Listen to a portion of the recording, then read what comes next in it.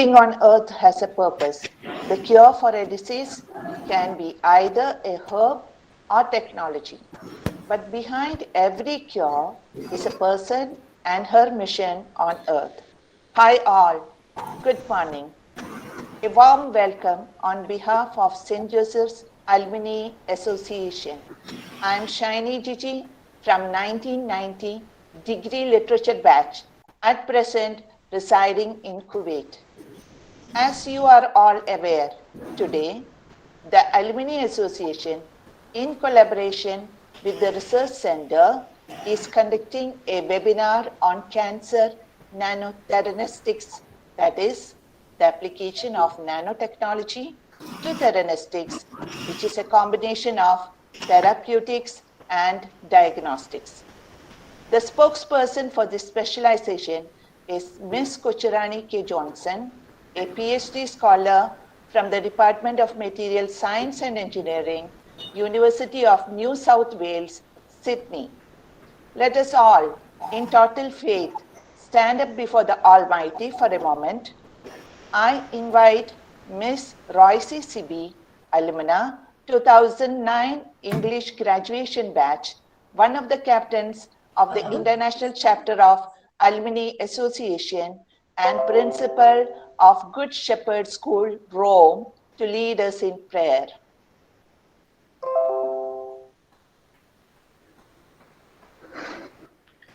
As the dew panted for the water, so do I long after thee. You alone are my heart's desire, and I long to worship thee. You alone are my strength, my shield. To you alone may my spirit yield. You alone are my heart's desire, and I long to worship thee. You're my friend and you are my brother, even though you are a king. I love you more than anything other, so much more than anything. You alone are my strength, my shield. To you alone may my spirit yield.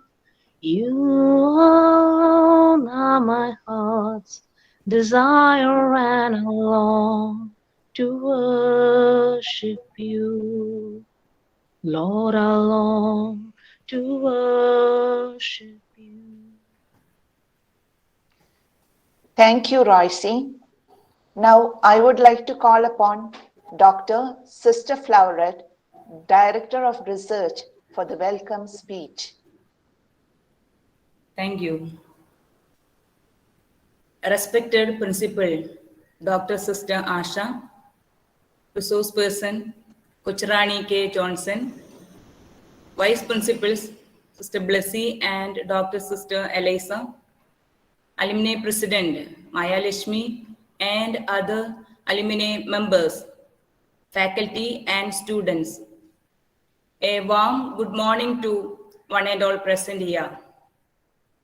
It is said that the ladder of success is best climbed by stepping on the rungs of opportunity. Yes, each day and each moment opens new doors of opportunity before us, and undoubtedly today we are here before a beautiful door that opens the new trends in cancer nanotheranostics. To begin with, let me extend my heartfelt welcome to our respected principal, Dr. Sister Asha, who is a strong pillar and an efficient leader guiding St. Joseph's College in its right way to success. She has been always supportive towards all good initiatives taken by the Research Center too. So, with good, great pleasure, I use this opportunity to welcome Dr. Sister Asha to this webinar. I would like to express welcome to our resource person Kochurani K. Johnson, Department of Material Science and Engineering, University of New South Wales, Sydney, Australia, for accepting our invitation in spite of her busy schedule. We also looking forward to a knowledge-packed session ahead. Welcome, Ms. Kochurani. Next, I welcome our Vice Principals, Sister Blessy and Dr. Sister Elisa for their constant support and encouragement for all endeavors. Welcome, sisters. I also extend warm welcome to our Alumnae President, Maya Lashmi, who joined hand in hand throughout the activities of this webinar. I welcome all the alumni members, faculty and students of other colleges and our college. Once again, I welcome to you all and hope that this webinar will widen and enhance your world of knowledge in Cancer Nanotheranostics. Thank you all. Thank you, Dr. Sister Floweret. May I request Dr. Sister Asha Teres, our principal, and also the chairman of Alumnae Association, to do the honor of presidential address. Welcome, Sister Asha Teres. Thank you. Our renowned alumna, Ms. Kochurani K. Johnson, resource person of today's webinar, Dr. Sister Floweret, Director of Research and Dean of Science, Dr. Asha Thomas, Dean of Arts, Ms. Maya Lakshmi, President of our Alumnae Association, Sumina MS, dear loving former students, faculty members, and my dear loving students, good morning to all of you. I welcome you all to this international webinar on Cancer Nanotheranostics, jointly organized by our Alumnae Association in collaboration with Research Center of St. Joseph's College Autonomous Irinjalakuda. Despite improvements in our understanding of cancer and the emerging concept of personalized medicine for the treatment of this disease, it is still one of the leading causes of death worldwide. Although in recent years, significant advances have been achieved in cancer therapy, many cancers are still challenging to treat, and novel strategies are required to effectively combat this deadly disease. Nanotheranostics is a burgeoning field which makes use of nanotechnology for diagnosis and therapy of cancer. I am much pleased to see Ms. Kochurani K. Johnson, the resource person of today's webinar, who is our alumna from the Department of Biotechnology. Currently, she is a final year Scientia PhD scholar from the Department of Material Science and Engineering, University of New South Wales, Sydney. Dear Kochurani, your alma mater is very much excited on your meritorious awards and highly appreciate your sincerity and dedication on your research works. As per my understanding, Kochurani is now greatly immersed in developing a nanomedicine for the diagnosis and treatment of cancer. May the Lord, the source of all knowledge and wisdom, help you in your future endeavors. Thank you, Kochurani, for finding time to share your knowledge with the faculty and students of your alma mater. I also congratulate the Alumnae Association and Research Center for this joint venture. I hope this webinar will be fruitful to all of us. I wish all the best for the success of this program. Thank you.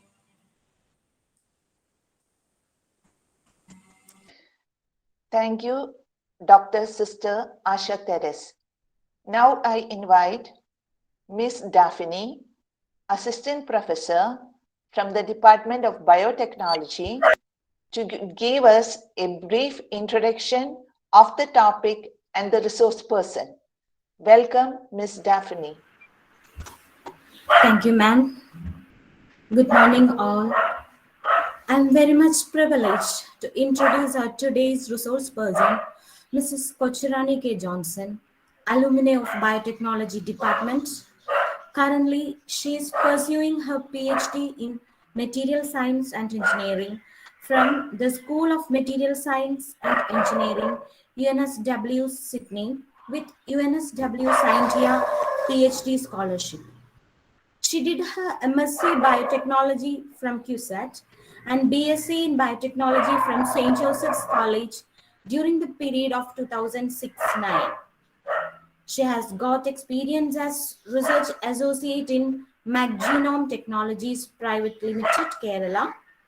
She also worked as Women Research Fellow at Open Source Drug Discovery Unit, CSIR, New Delhi, and served as Junior Research Fellow in RGCB Trivandrum. Her area of expertise include various fields like cell culture, immunotechnics, molecular biology techniques, bioinformatics, characterization of nanoparticles, and much more. Mrs. Kochirani has research experience in the field of cancer nanomedicine, nanotechnology, computational drug discovery, and cancer biology. She has several national and international publications, conference proceedings, book chapters in her credit.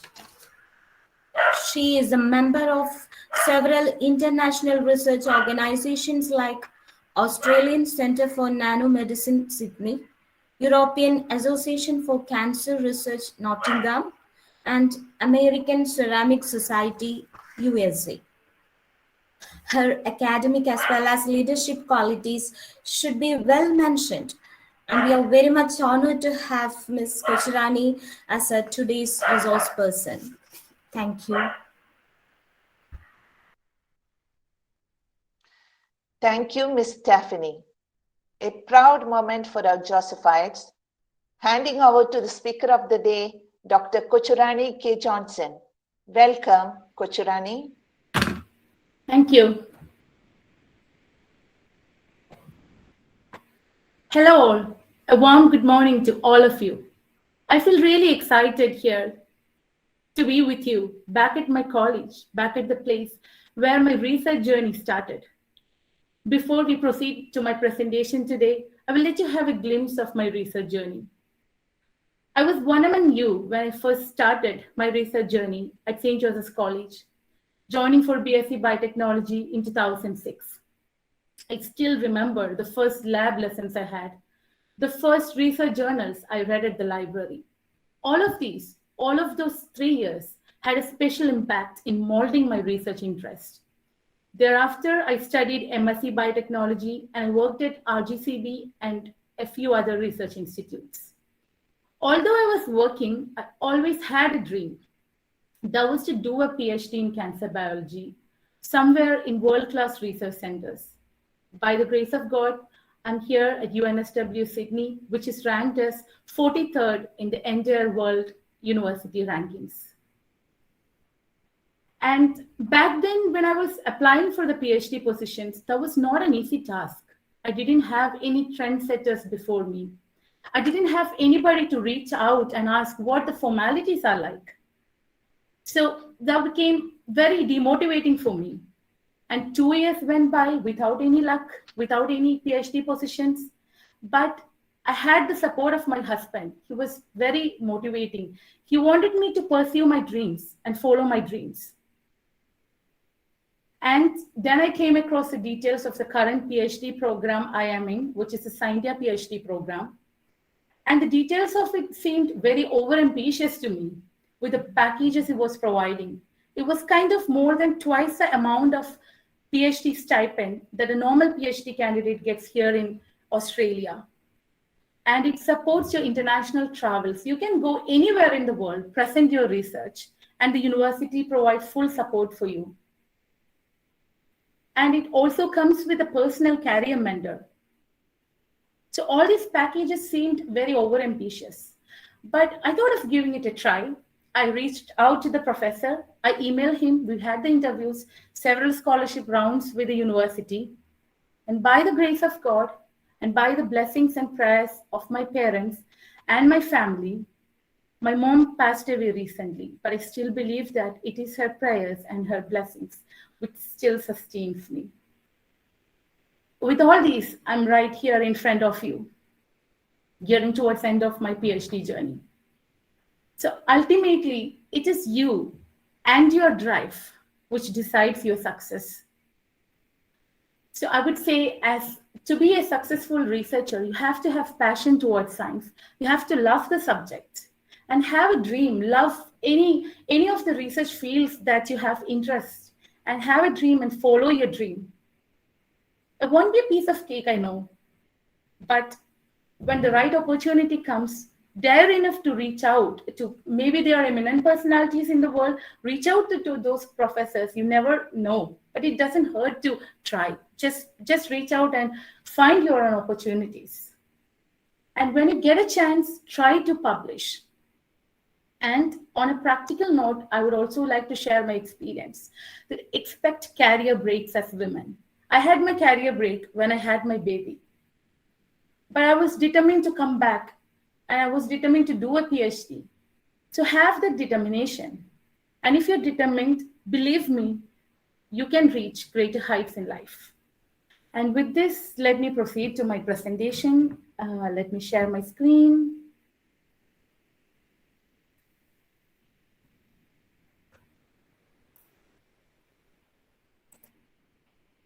Are you able to see my screen?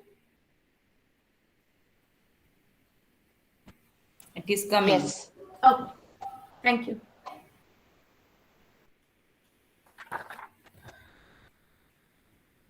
Okay, so today I would be presenting on the topic Cancer Nanotheranostics, which is my research field. And I'm doing my PhD under Professor Charles Christopher Sorrell, and my joint supervisory team include Dr. Pramod Koshi, Associate Professor Christopher Killian, and Professor Jeff Host. Here is an outline for my presentation today: an introduction to theranostics, different diagnostic and therapeutic strategies used in the management of cancer, a basic design strategy of theranostic systems, different modes of delivery of nanoparticles to tumor cells, different approaches used in theranostics, nanoparticles employed in theranostics, and the role of nanoceria in cancer theranostics.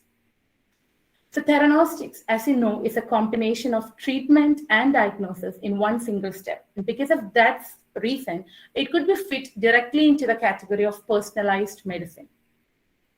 There is no magic drug in the world which can treat a group of patients who are diagnosed with the same disease. So it varies from patient to patient. And here is the role of theranostics. So it can offer tailored treatment to patients. And how does it do that? They can screen genes and proteins, particular genes and proteins overexpressed in patients, and this could be used for tailoring the treatment for those specific patients. And nanotechnology can offer more to theranostics. With the specific properties of nanoparticles, they can offer more and they can increase the quality, general quality of theranostics. So these are the traditional diagnostic tools used in the cancer diagnosis, and these include tumor mass detection, histological analysis, cytological analysis, chromosome abnormality detection, pathogen detection, and expression profile studies. Tumor mass detection involves the detection of tumor using different techniques like MRI, CT scan, and mammography, all these techniques. And histological analysis is a biopsy of samples, and cytological analysis is a complete blood count, and chromosome abnormalities detected using FISH techniques. And then pathogen detection involves the DNA analysis of cancer-associated viruses. And the expression profile studies, it was what we were talking about, like gene and protein expression studies. But these diagnostic techniques suffer a few limitations.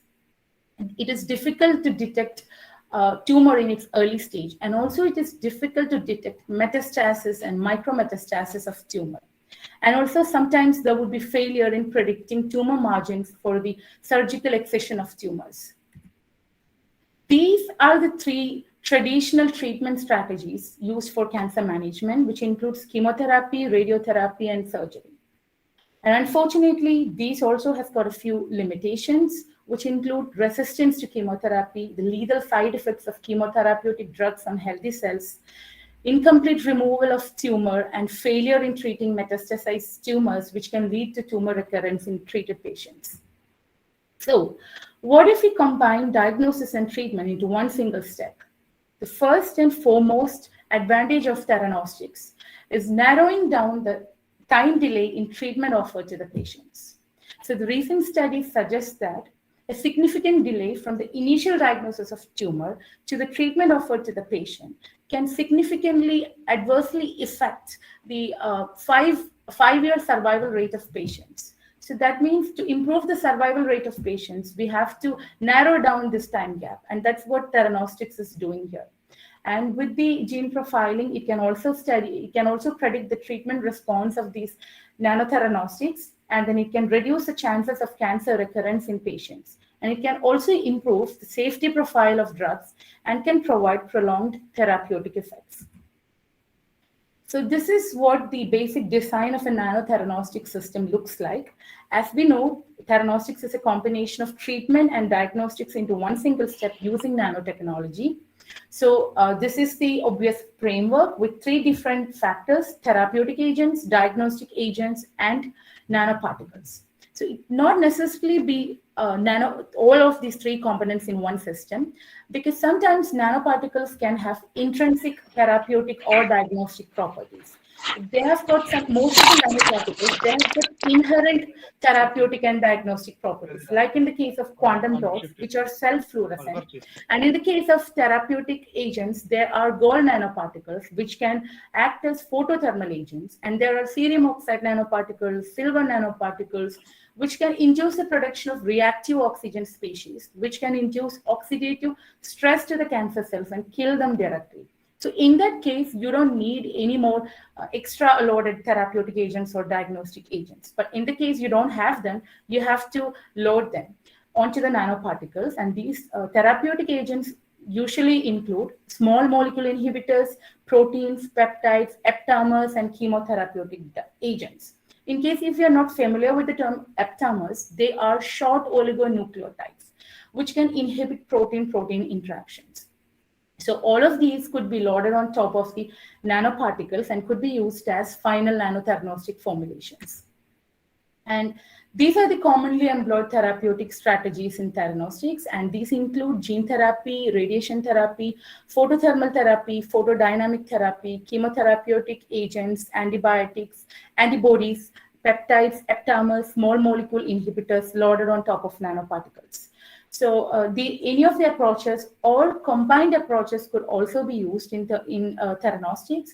And in terms of photothermal therapy and photodynamic therapy, if you don't know what these kind of therapies are, these fits into the category of phototherapies. So phototherapies, by the name implicates, like they use light as the energy source to do the treatment, to cure cancer. So photothermal therapy use photothermal agents, which can produce hypothermia in cancer cells, and by the heat, they would kill the cancer cells. And in the case of photodynamic therapy, they employ photosensitizers, which can be activated by light again and can produce reactive oxygen species. So reactive oxygen species can kill the cells by either apoptosis or necrosis. So these are the commonly employed therapeutic strategies. And after you have designed and formulated a nanotherapeutic system, how are you going to deliver it to the cancer cells? So there are two modes of delivery of nanomedicines to tumor cells, which include passive delivery and active delivery. So passive targeting, they make use of the permeability of tumor tissues. So the tumor vasculature that is of leaky in nature. And because of that, that will allow nanoparticles into the tumor tissues and through a process called extravasation. So this effect is called enhanced permeation retention, or the EPR effect. But in case of active delivery, this is achieved by conjugating nanoparticles with specific targeting moieties called ligands, which can recognize receptors present on cancer cells, which are overexpressed protein. So these receptors could be recognized by them and can be specifically bound to these receptors, and they can enter into the cells using receptor-mediated endocytosis. So in case of passive delivery, even healthy cells can take up the nanoparticles because they don't know the difference. But in case of active delivery, they are targeted to tumor cells so that there is a chance that more tumor cells are taking it up and there would be less lethal effects of the drugs. And when we compare active delivery versus passive delivery, these are the advantages of active delivery over passive delivery.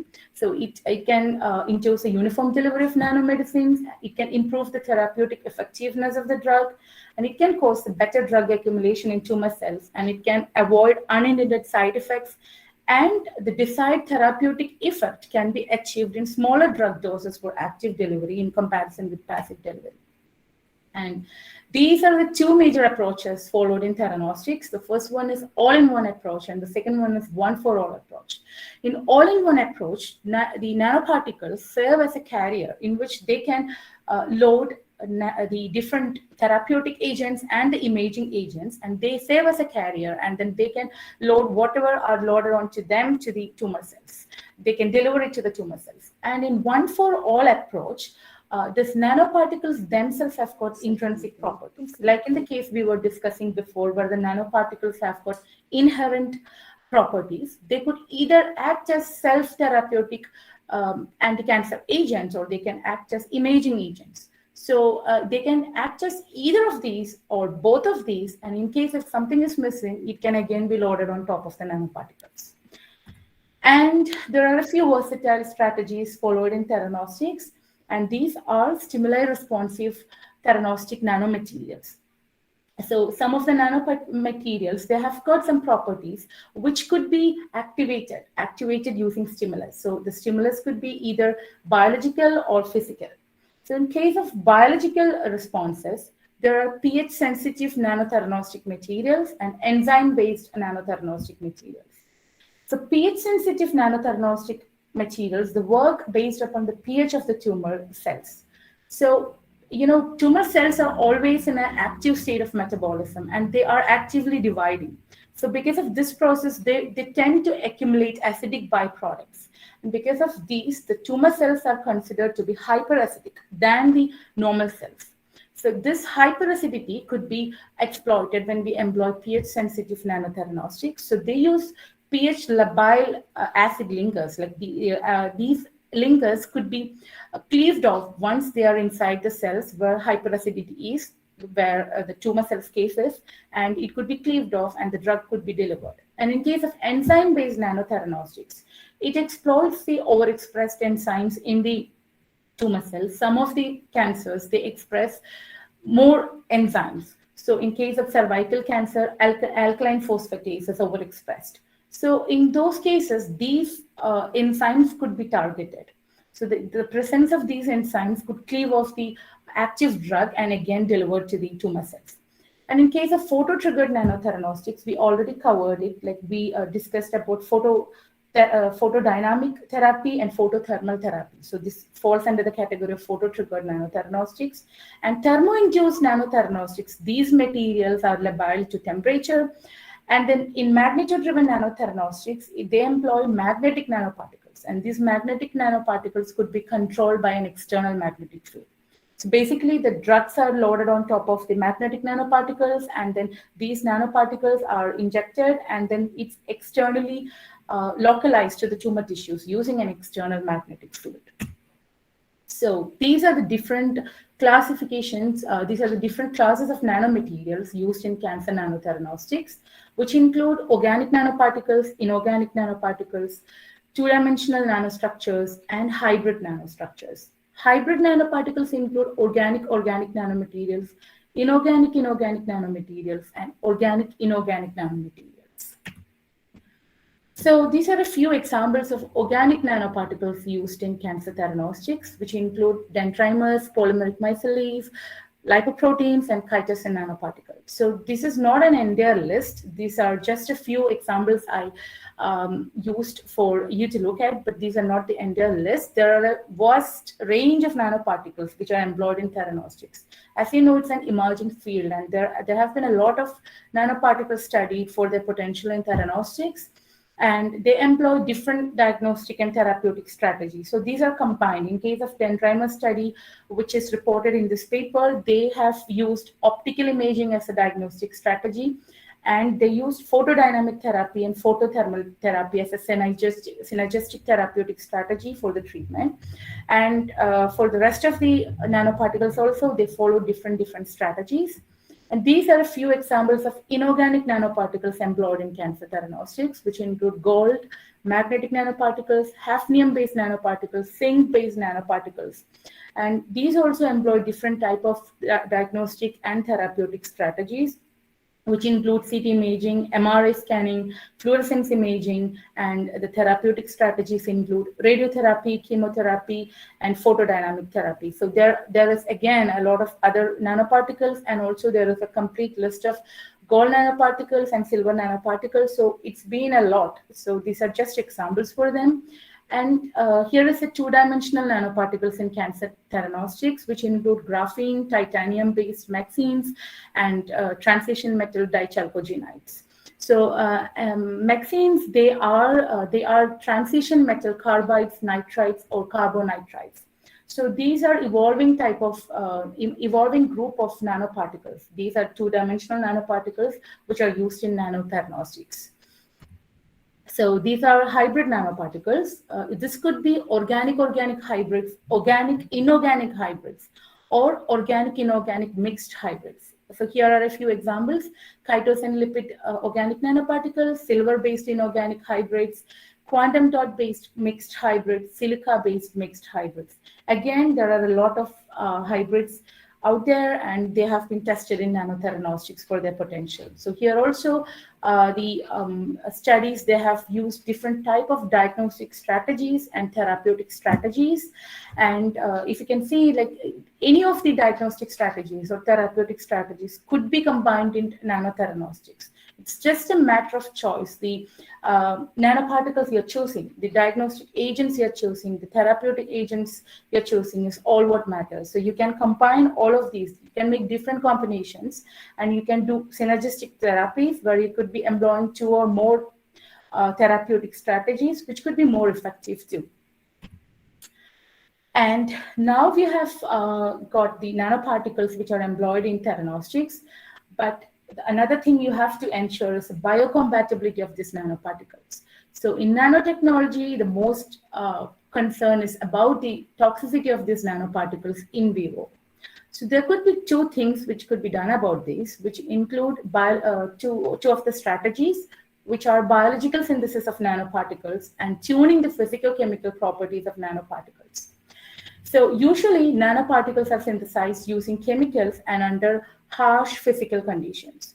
So this could cause an accumulation of hazardous byproducts, which can in turn cause toxicity of these nanoparticles when used for in vivo applications. But if the source could be changed as biological sources like plants or microorganisms, this can be overcome. And then second one is tuning the physical chemical properties of nanoparticles. So 4 of the factors, which are size, morphology, surface chemistry, and surface electrochemistry, combined with the possibility of agglomeration of these particles, can cause a significant nanobio interaction. So this could be adverse or this could be good. So it is all based upon the design of the nanoparticles. And again, comes back to the factors that we're choosing: the size of the nanoparticles, the morphology, surface chemistry, and electrochemistry. And size is a major factor which decides how the nanoparticles are being distributed in the body, in which all organs are distributed. It's mainly dependent upon the size and, again, the shape of the nanoparticles. And the surface chemistry is more important when you do the targeting. So when we were talking about targeting just before, where we were conjugating targeting moieties and targeting specifically cancer cells. In that case, you have to conjugate proteins or any other ligands which can target tumor cells. And another application would be to improve the stability of these nanoparticles. So again, polymer coating, these are all examples of that. And then when you come to surface electrochemistry, that is the charge of the nanoparticles. Nanoparticles could either be positive, negative, or neutral. So this also have a huge impact in the in vivo performance of nanoparticles. For example, cancer cells are negatively charged, and they tend to take up the positively charged nanoparticles readily. So positive nanoparticles have got a chance to taken up by the tumor cells readily. So all of these we have to keep in mind when we are to design the nanoparticles for theranostics. And why I was talking about nanotheranostics, that is because we are trying to develop novel nanotheranostic agents in our lab. And the nanoparticles we are employing are nanoceria or cerium oxide nanoparticles. So cerium is a rare earth element, and the action of ceria is highly pH dependent. As we have just discussed before, like the acidity, the pH of the tumor cells are hyperacidic than the normal cells. So you can see from the picture that the pH of the healthy cells are 7.4 and the pH of the cancer cell is 6.4. So this is hyperacidic. So this is a model developed in our lab to explain the chemistry of cerium's action. And then at acidic pH, what happens is, and cerium can act as a pro-oxidant. It can induce the production of reactive oxygen species, and it can directly kill the cells through tissue necrosis or apoptosis. And in case of healthy cells at weak basic pH, nanoceria acts as an antioxidant, protecting healthy cells. So in this way, we can minimize the lethal action of drugs on tumor cells and on normal cells. So it can protect the healthy cells actually. And so it is highly specific. The action of nanoceria is highly specific.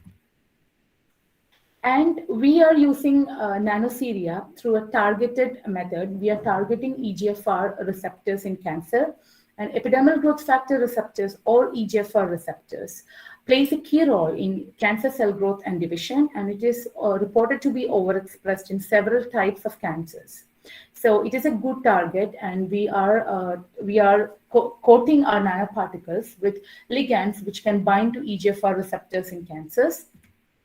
And it is already being used in clinic. So EGFR targeting has already been done, and several drugs which can target EGFR, which can inhibit the action of EGFR receptor, is available commercially. These are the list of the drugs which can do that, which mainly include small molecule inhibitors and monoclonal antibodies. And these are available under different brand names for the treatment of these many cancers, and many other anti-EGFR, the EGFR targeting drugs are available in clinical trials also. So many of the molecules are under clinical trials right now. So this is actually of a great potential to target EGFR receptors in cancer. And this is what we do in our lab. So this is the theranostics using nanoceria. So nanoceria or cerium oxide nanoparticles are conjugated with fluorophore tagged targeting moieties which can bind to EGFR receptors, and this combined theranostic formulation is injected to the body, and this can then bind to the EGFR receptors which are overexpressed on top of the cells, cancer cells, and then upon binding of this theranostic agent to the tumor cells, it can induce fluorescence, and then it can be imaged. And another thing is it produces reactive oxygen species and kill tumor cells. So it also causes cell death. So this image and all the rest of most of the images I've used for this presentation is from this reference which I've mentioned just below. This is a review paper which I've published recently. And this is a really comprehensive paper on nanotheranostics, which is published in a high-impact journal in nanotechnology field, which is called Advanced Functional Materials. And if you need more information on these nanoparticles and nanotheranostics, you can always go back and refer to this paper. And this is so comprehensive, it took me a while to actually draft this manuscript. And it was my supervisor, Professor Charles Christopher Sorrell, who really motivated to do this. And he was really pushing me to compile all the data of nanotheranostics in animal models, and he really pushed me to compile this paper. So it took me a while, but you can get most of the nanoparticles which are in animal studies right now and their current statuses, and most of the major particles, organic, inorganic, hybrid nanoparticles, and two-dimensional nanoparticles are mentioned there. You can go to this paper and get this. And finally, I would like to acknowledge Scientia PhD scholarships for supporting my research and for supporting my outreach activities. I would also like to express my gratitude to Dr. Judy Hart, who is my career mentor. And finally, before wrapping up, I would like to wholeheartedly thank St. Joseph's College and its principal, Dr. Sister Asha Therese, for giving me this opportunity to be here with you today.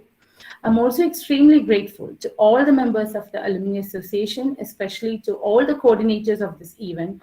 And my special thanks goes to Mrs. Maya Lakshmi for coordinating this event and for being there from the beginning to this very moment. I really appreciate your efforts. Finally, I would like to express my gratitude to my dear teachers of the Department of Biotechnology, especially to Sister Floweret. Sister Floweret was one of my teachers when I was studying there. And to Dr. Nigel George. Dr. Nigel was my senior at CUSAT. And to all of the other members of the staff and faculty at the Department of Biotechnology. And to all of you budding scientists, that's what I really like to call you. All the best wishes for your future. Thank you. Thank you so much, Coach Rani. I would like to describe Coach Rani from what she said as a caterpillar turned to butterfly. Pursuing one's dream is what makes you. Well done. Great determination, Coach Rani. Kudos to your achievements.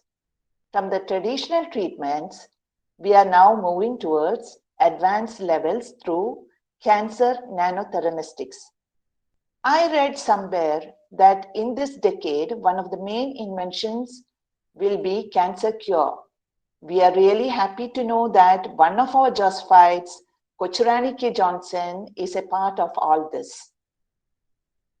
And now, it's time for queries and doubts. Listeners, if you need any clarification, please unmute your mics and ask your doubts. And also, in the meantime, you can check the chat box for the link to get your participation certificates. You may fill it up.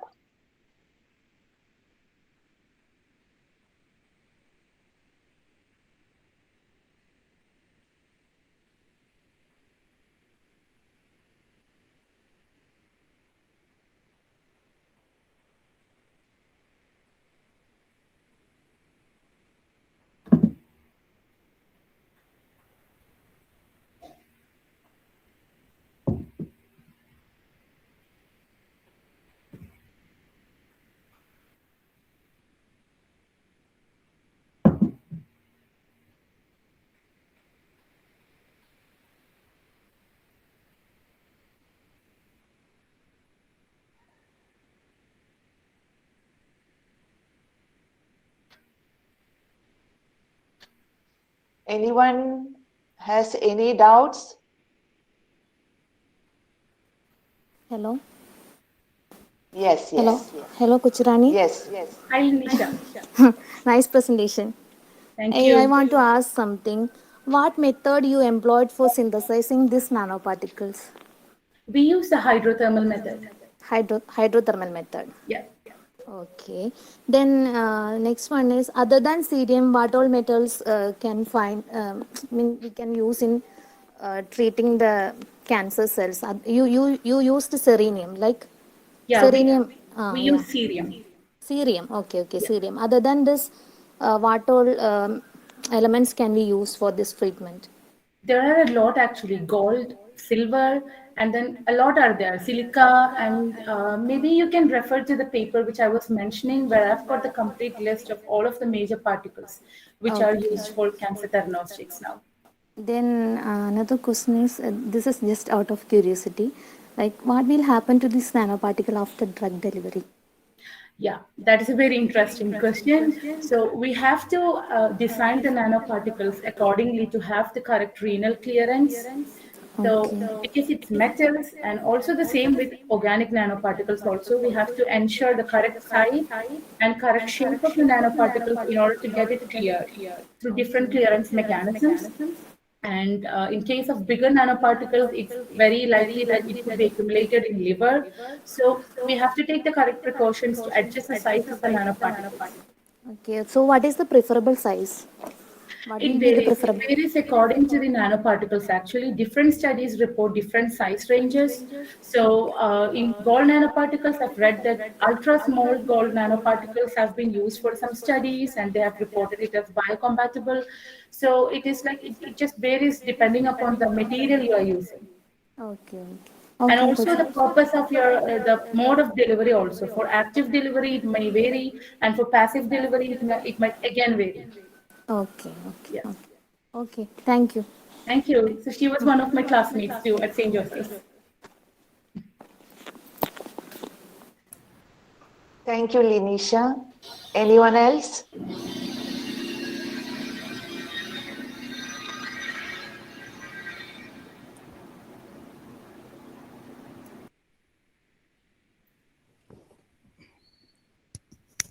Hello. Hi. Yes. Hi, Coach Rani. I'm one of the faculties in biotechnology here. Hello. My name is Rajagopal. I have a question for you. Um, will be there, because you're using metals here, so will the toxicity of these metals affect the treatment methodology? Affect the Like sorry. when you use this toxic metal, when you use these metals, there will be toxicity level will be there, right? Yes. So, will that affect the efficiency of this whole procedure when you use it for treatment and all? Yeah, but in the case of cerium, like I have mentioned, even if it is a metal, it has got different activities at different pH. So with normal cells, it has been proved as an antioxidant. So even Okay. though the normal cells take it up, so it will act as an antioxidant, protecting the cells. Okay. And in the case of tumor cells, it acts as a pro-oxidant, so it can kill the cancer cells. So there is a difference between normal cells and activity of ceria in normal cells and healthy cells. Okay. But the clearance mechanism have to be more studied Oh, right. using, in vivo models, mice Oh, models. okay. All right. Thank you. Thank you so much. Thank you And for your the question. presentation was really good. Thank you. Thank you.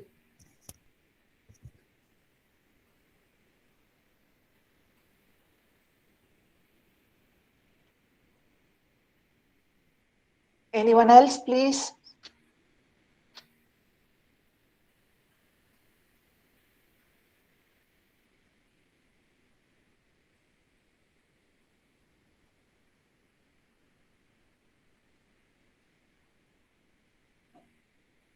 I think there is no one.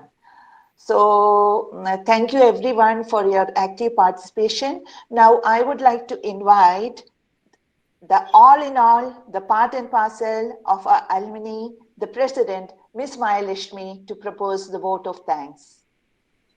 Thank you, Shaini.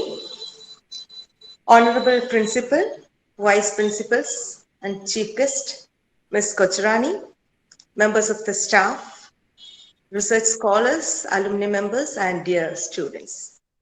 As you all know, November is observed as the month of awareness for certain cancers like that of lungs, stomach, pancreas, and carcinoid. So Research Center as well as the Alumnae Association are greatly pleased to have been able to hold this webinar in this month itself. I'm greatly feeling privileged to propose vote of thanks at this occasion. First and foremost, let me place on record our immense gratitude to Dr. Sister Asha Teres, the principal, and the Vice Principal, Sister Blissy, and Dr. Sister Elisa for giving us this platform to hold this webinar. I would also take this opportunity to extend a really hearty vote of thanks to the staff at Department of Biotechnology, especially Ms. Daphne and Ms. Shreya. And our special appreciations go to Dr. Sister Floret, the Director of Research, for having rendered great support and encouragement to organize this webinar. Sister Florette has been greatly enthusiastic since the beginning, for having her own very own dear student, old student as the keynote speaker today. Next, our chief guest, Ms. Kochurani. All of us had a great opportunity to hear your thoughts on the topic Cancer Nanotheranostics, and it was a mind-blowing session. And I'm very sure the topic, your presentation and your academic and professional achievements would inspire hundreds of our students in future. And the matters related to this topic, which were quite lacking to people like me, were explained in a simple manner. And on behalf of the Alumnae Association, we value your contribution as an alumna, and we thank you greatly for having spared some time for the college and its students. I would take this opportunity to acknowledge the cooperation from Ms. Shaini Gigi and Ms. Royce CB, two alumni from the Department of English Literature, for anchoring the session in a composed manner and for invoking the blessings of the Almighty through an awesome prayer song, respectively. Now, dear students, I hope you enjoyed this session and have benefited from it. And without you, we wouldn't have pulled this off. So once again, thanking all members of the staff, all research scholars, and all those who are present here. Once again, let me cut short my words. Cheers to all. Have a wonderful day ahead. Thank you. Thank you, Maya Lashmi. And also, thank you for giving me a chance to present this webinar before all of you. Maya Lashmi is a real leader. We have got a wonderful alumni president. Let's wind up for the day. A fantastic good day to everyone. Thank you for your participation. Let's wind up.